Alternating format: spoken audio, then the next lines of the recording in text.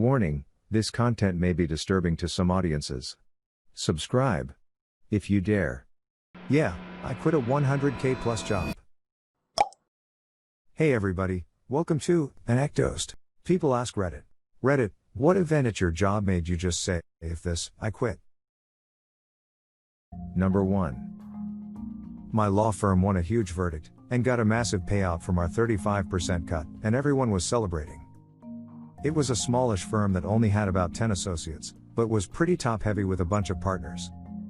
According to some semi-standard norms among plaintiffs' firms, the firm cut should have been divided in such a way that each associate was looking at roughly a 25k bonus. Ours was primarily a defense firm, so there were no written rules or bylaws for the division of an award that big. When I say that the associate bonus was a small fraction of what the senior partners received, I'm underselling how big their cut was. I had fellow associates who were looking at this bonus for a down payment on a house, a new car to replace an 18-year-old beater, you name it.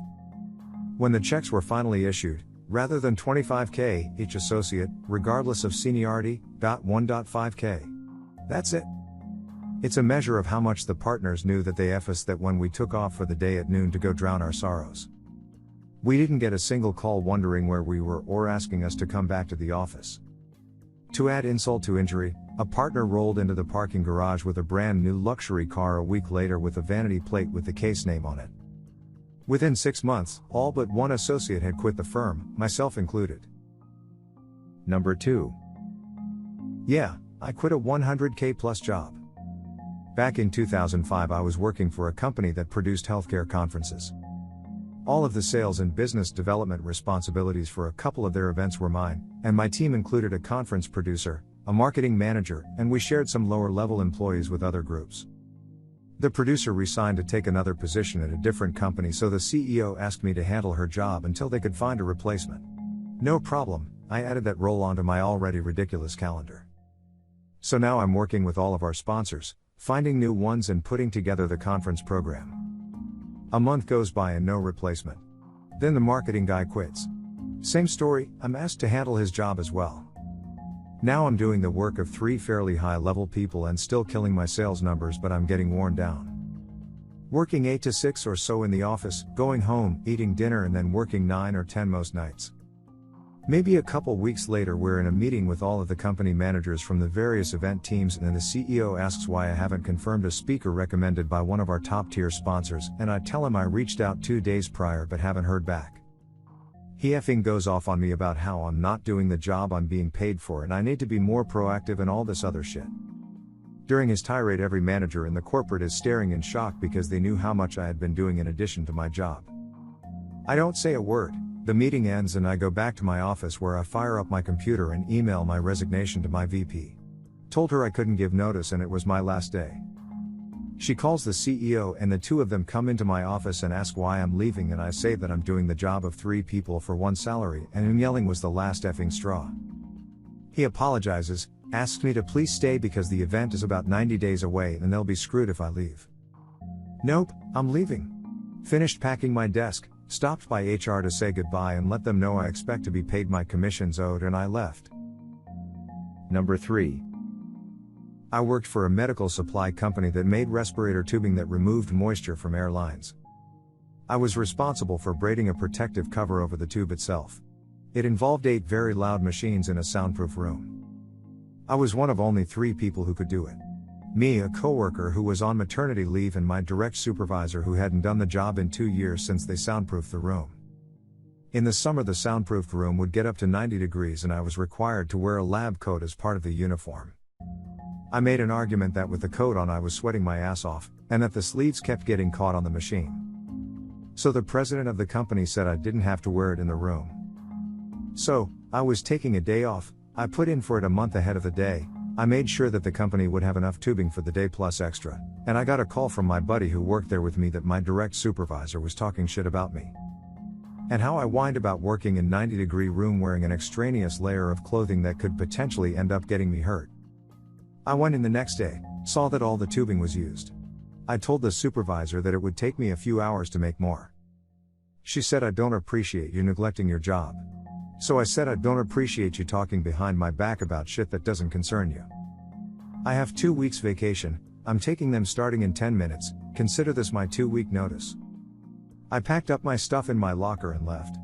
My friend calls me an hour later, dude, she's bitching about how hot it is in there. I told him no shit. That's why I took off the coat. Number 4. I got a temp job at a credit card company. The training was almost non-existent. We were enrolling cardholders in the payment protection plan. Essentially, you pay a monthly rate, then if you lose your job down the line it allows you to miss some payments and not accrue interest, etc. Most people never use it, so they don't want it on there. We were told we were expected to add it unless the customer explicitly said no. Maybe. Add it. I'll think about it. Add it. I don't think so. Add it. I think they hoped people wouldn't notice and they could blame the rep if a customer did notice it. I drove out there on day 2 and just sat in the parking lot. I couldn't get out of my car. After sitting there for a while I went home, called the agency and told them to find me something else. I was young and naive, so while I felt it was wrong I didn't realize it was probably illegal until many years later. Number 5. Worked at a family-owned coffee shop back in the day. The owner's daughter was notoriously lazy, and would lounge around reading the newspaper and eating all day while bossing the non-family employees around mercilessly. I never called in sick, was the only person able to do the catering because I actually had a driver's license, and they completely depended on me. I came in 3 minutes late for a shift one day, and the owner's daughter decided that she wanted to make a thing out of it. I would have taken correction for being late from her mother or her husband, both of whom worked very hard, but I was not about to take verbal abuse from a pseudo-manager who contributed nothing to the success of the business. As it was, I refused to apologize, which infuriated her, so she started saying things like, "Well, don't let it happen again, you're making a habit of it." This was untrue, so I told her she needed to list every single time I had been late right then and there, because if it was a habit, surely she would have this information available. She couldn't, because it wasn't a habit, and I told her that if she ever spoke to me like that I would quit on the spot and that she would be in huge shit for it because they depended on me and she knew it. I won that fight, but she tried cutting an attitude with me a couple weeks later, not realizing that I had been interviewing for another job already and had been offered a position. I quit later that day, cited her behavior as my reason for declining to keep part-time hours at the shop to supplement my part-time hours at this other job, and she got massively chewed out by her family. Her husband's take on it was, "We can't keep changing employees like we change our effing underwear just because you feel the need to be a bitch." Number 6. I got accused of stealing a salad. I worked as a cashier at a grocery store while in high school. Because they had scheduled me 7.5 hours, I only qualified for a 15-minute break, not a 30-minute. So I spend the first 10 or so minutes of my break on the phone with a mechanic working out issues with my car. This was before I got a cell phone, so this was in the office on a landline. I then run back to the little cafe near the back of the store that has a salad bar and make a quick salad, which you weigh and price there. By this time I had about 5 minutes left on break, and the manager was very strict about not going over your 15 minutes. 1 minute over resulted in being written up. So I stand at the cafe register for a good minute or two, even shouting hello. And no one is to be found. I quickly eat my salad, and then take the sticker up to the front registers to pay for the 1.99 salad. I go back on the clock, and about 20 minutes later I am called into the office. They say a situation has occurred, but don't tell me what. They said they are sending me home for the day. So I come back the next day for my shift, and they call me into the office again. In the office is the store manager, the assistant manager, the office manager, the cafe manager, and my shift supervisor. Mind you, I am a 16-year-old kid at their first job who had never been in any sort of trouble. They accuse me of stealing the salad because despite purchasing the salad, as our records do indicate, you consumed the salad before the purchase. I explained to them how the cashier at the cafe was nowhere to be found, and how if I wanted to eat during my break at that point, I would have had to eat it back in the cafe and then pay for it up front. I did apologize, though, and let them know it would not happen again. They tell me to go home, and that they will contact me tomorrow regarding if I keep my job or not. I left in tears. When I got a hold of myself, I realized how ridiculous the whole situation was, all the managers in the store standing in the office, arms folded, staring me down. A simple warning would have been sufficient, but they acted like I was swiping 20s out of the register or something. I go back in, find the store manager, and tell him I quit. He told me he was going to keep me, as he believed in giving second chances to people who mess up, and I tell him I'm good, I won't be coming in anymore. I'm now 31, and a nurse, and I've seen nurses go home with a narcotic in their pocket and get in less trouble than I did over that damn salad. Number 7. Commenter. I need a summer job while in high school, so I applied at a local grocery store to bag/stock/clean. My first day there was some sort of confusion as to what I was supposed to do or to whom I was to report. I was sent to the front counter where the customer service manager gave me a till and told me to open a register. Mind you, I'd had zero training on a register. I didn't even know how to put the till in it for F's sake. I told the lady this and was told to go do my job. Within about 2 minutes at the register there was a line several deep, and I'm just standing there with the till in my hands.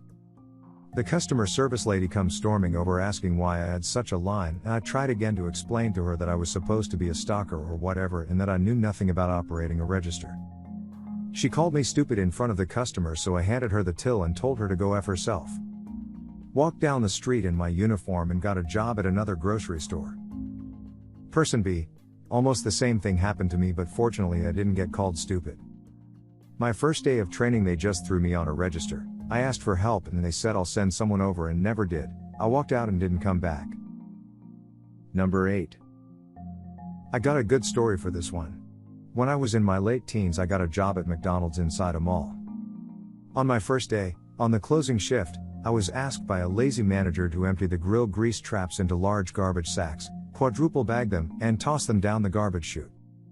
Mind you, this was not the appropriate way to dispose of the grease. The right way required a longer process of taking the grease traps, pouring them into a container on wheels, then taking that down the freight elevator, and emptying into a big grease dumper.